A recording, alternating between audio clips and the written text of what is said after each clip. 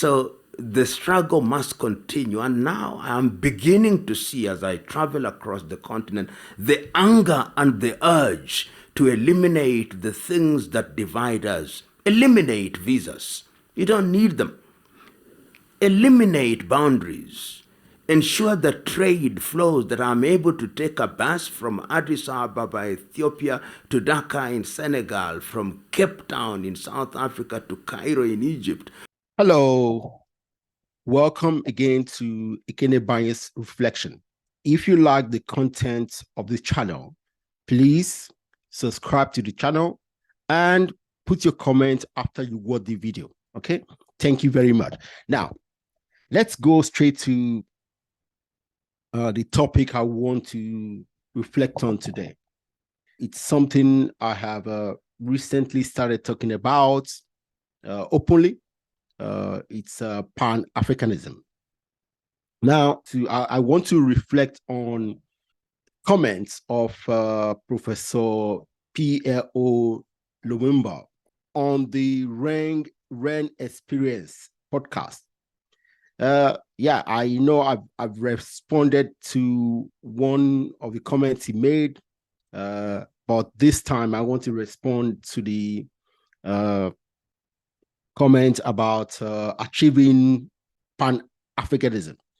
Now, let's go straight to the video so that I will respond to it after the video. How can we achieve Pan-Africanism in our current age? No, we are going to achieve it. You know, sometimes I think we judge ourselves too harshly. The post-colonial African state is just slightly, the oldest, which is Ghana, is just slightly over how many years? 60 years. 60 years. Yeah, so that is very young. So the struggle must continue. And now I'm beginning to see, as I travel across the continent, the anger and the urge to eliminate the things that divide us. Eliminate visas. You don't need them. Eliminate boundaries. Ensure that trade flows, that I'm able to take a bus from Addis Ababa, Ethiopia, to Dhaka in Senegal, from Cape Town in South Africa to Cairo in Egypt. Once you allow people to move freely, once you allow goods to move freely, once you allow the airspace to be open, and you will be surprised. Under the aegis of the OAU, now the African Union, we have all these declarations and protocols. The Yamoussoukro Declaration on freeing the airspace, the Kigali Agreement on eliminating boundaries and having free movement of peoples. All these things are there. And what we need to do, therefore, is to implement. I said at another forum that Africa must now stop making any declaration, must now stop making anything, must now stop symposia and workshops and seminars and go into a 5-year implementation of the declaration that we have made, so that when we meet, we simply meet for the purpose of assessing how far we have implemented. If we do that in 10 years, you'll be amazed what is happening. You'll be amazed at what can be achieved. It can be done. And I, in my mind, have a structure which I think would serve Africa well. Let us have a confederal government, a government that has a center whose only agenda is to ensure that we have one military. We need military strength. The law of the jungle still reigns in this world. The Americans say they are strong and bully us simply because they have a strong army. So we must have a single army. We must have a single currency. We must have coordinated foreign policy. We must have the things that make a state. Then the single units can now govern themselves. They can do policing and all those things. It can be done. This is a Swiss model which will be given a completely African flavor. And once we do that, and it is your generation that must work at it. I get annoyed when I get to borders in African countries and somebody asks me, how long are you going to be here? And I'm in Namibia. Why should I be asked? I should be in Namibia as long as I want, as long as I can demonstrate that I have the capacity to take care of myself.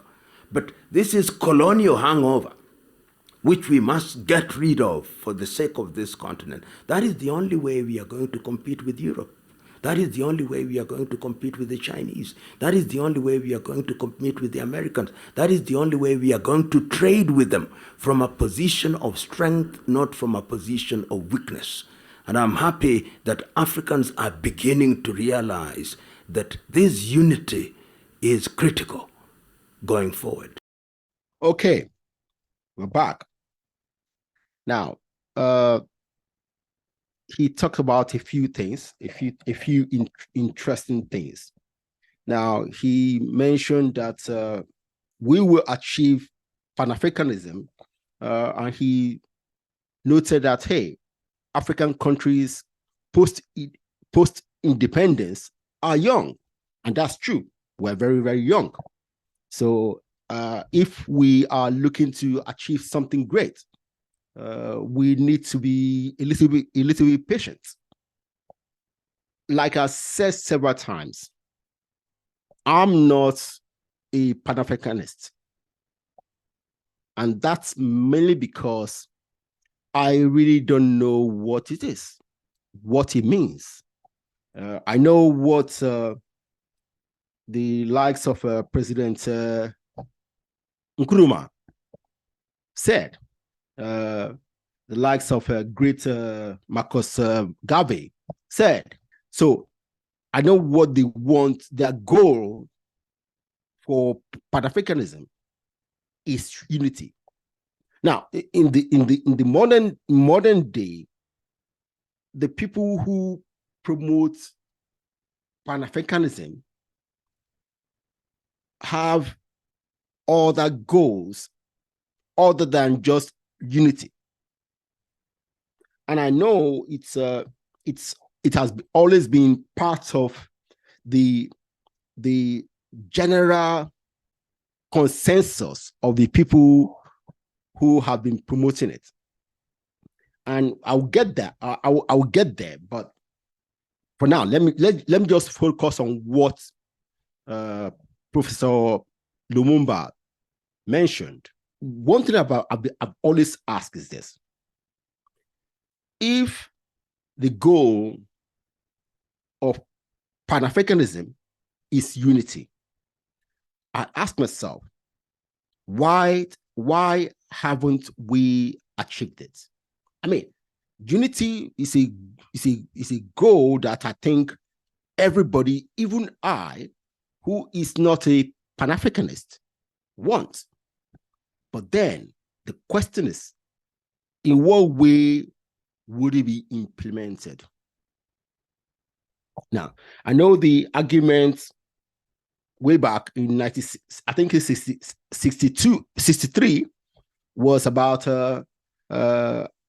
President Nkrumah was trying to tell his mates, hey, let's do it now, because once you get comfortable as president, you wouldn't want to give it up. Okay, maybe that's true. Maybe that's true. People like power. But then, is that really the only issue that people of other countries have? Is there any other serious issue? For me, I grew up in Nigeria. Yes, I learned about Pan-Africanism in Nigeria. My father was a historian. Okay, one of my mentors, I've talked about him several times, was a Pan-Africanist and a Marxist. So I learned all these things from them. But then, if all we want is unity, and I believe all of us want unity, then what is holding us back? There must be something or some things bigger than just presidents do not want to give up their power. See, it seems, I hope I don't offend people, but it seems our leaders who have been promoting these things were somehow naive about the diversity of a continent, the differences between the people of Africa. See, people say we are the same. Unfortunately, I will tell you this. We are not all alike. We are very, very different. It's not just about languages, which is enormous. There are over 3,000 languages in Africa. It's not just about tribe, but we have over 2,000 tribes in Africa. But our cultures are very different. Our beliefs are very different. It seems the leaders of Pan-Africanism are trying to sweep these things under the rug to say, oh, let's leave it, it doesn't matter. I don't think it's that simple. I don't think it's that simple. For example, look at South Africa and Zimbabweans. Hey, they are neighbors, they are brothers, in quotes. But when things are bad, what happens? See, I want us to be free, to act as brothers and sisters. But you know one thing, we will act like brothers and sisters if acting like brothers and sisters will not imply that I lose something. Unfortunately, it's a human reaction. If by me acting like brothers and sisters to you, I will lose something, which I think is mine, most people will not act like brothers and sisters. Now, why am I saying this? I'm not saying this to say, let's not unite. No, I'm saying this because if our diversity is a hindrance to our unity, sweeping it under the rug will not bring us together. It will continue postponing the day we will unite. So if it's something, and I believe it is, I believe is the biggest thing, if our diversity is the biggest, a big hindrance, then we need to address it. We need to address it. We cannot just sweep it under the rug. I want to be able to travel across Africa. I've talked about it in the video when I talked about visa-free travel. Yeah. One thing I've noticed is that there are so many challenges to our unity. Infrastructure, this, that. And somehow, when I hear us talk about our unity, we don't mention all the obstacles. It's as if this unity is just going to happen. I don't see it happening. They have been talking about Pan-Africanism from the 60s. Nothing has moved. So this is the question. We see things are not moving, even though Professor Lumumba said he has seen it moving. Okay. He sees it moving. I see it moving on social media. Okay. Moving on social media. But in reality, is it moving? I don't know. Now, he and our sister Ari Kana, Peter Obi, and Julius Malele were invited to a Pan-Africanist event in Ghana and was cancelled at the last minute by the government. By the way, what did you find out? Someone was trying to use that event as a platform to launch his political adventure. Now, what does that say? It says that because the social media drive of young Africans into Pan-Africanism, people are now using it for their own personal, to achieve their own personal goals. I mean, hey, it's what it is. When I finally heard what happened, I asked myself, these great people are now being used by others for their own personal goals. I was shocked that these great people didn't do enough due diligence. That's my thinking.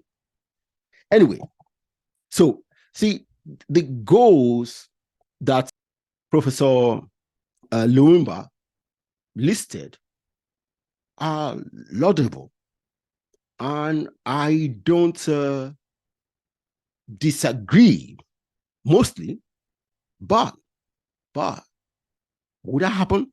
I don't know. Now, my biggest